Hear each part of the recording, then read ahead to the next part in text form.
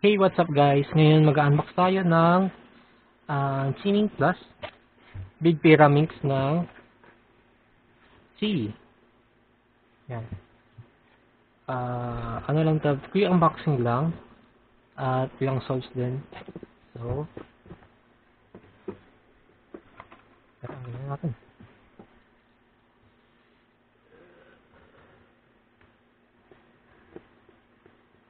Itong Pyraminx na to ay 22.6 centimeters. So, expect talaga natin na ganun talaga malaki siya.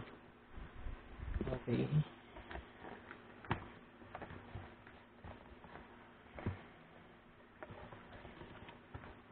Damn, bro. Ang laki. Ang laki na. Ang laki. Wait lang. Meron tayong notebook. Tagalin ng mga sa box. Ayan.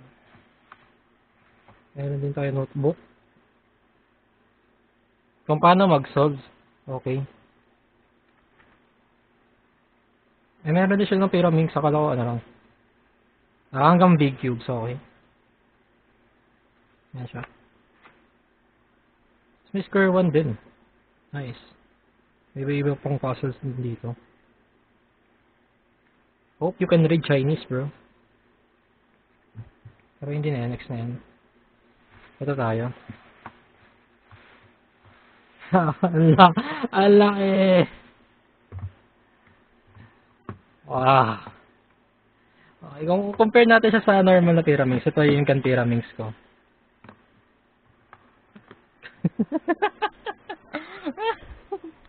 Damn, bro. Ang liit. Parang magkasing size lang siya ng tips ng ng big tira. Oh my god. So, okay. Okay, first turns ata. Sige. Okay, medyo sandy. Medyo sandy siya. Tapos ang hirap niyang hawakan. Ang hirap niyang hawakan dahil dito. Wow. So, hindi kagana yung mga finger tricks. Normal finger tricks sa Pyraminx. Katulad ganyan. Mga ganon. Kasi hindi aabot yung kamay mo. Yung fingers mo pala. At feeling ko, mukhang magnetic siya, bro. Kita nakita. Ito ayos ah.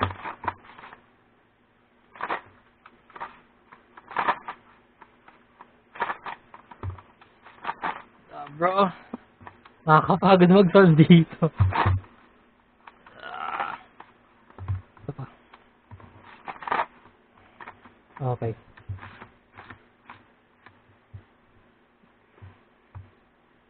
Ang laki niya, bro. Okay. So, subukan ko na mag-first turns. Try naman natin mag-solve. Meron ng naka-ready na yung CS timer ko dito. So,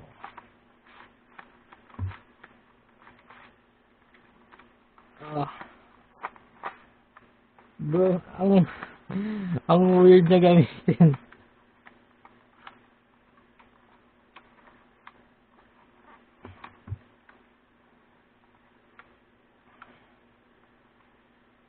Wait lang.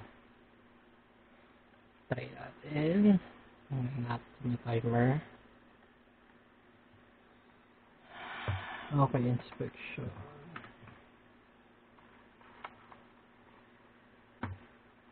Inspect lang natin.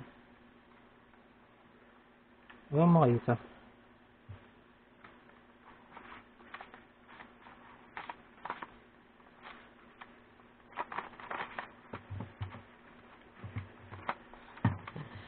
Ang bigat niya gamitin.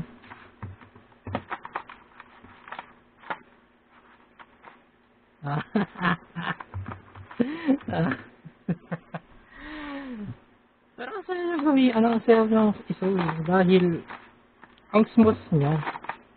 Okay, sobrang smooth siya.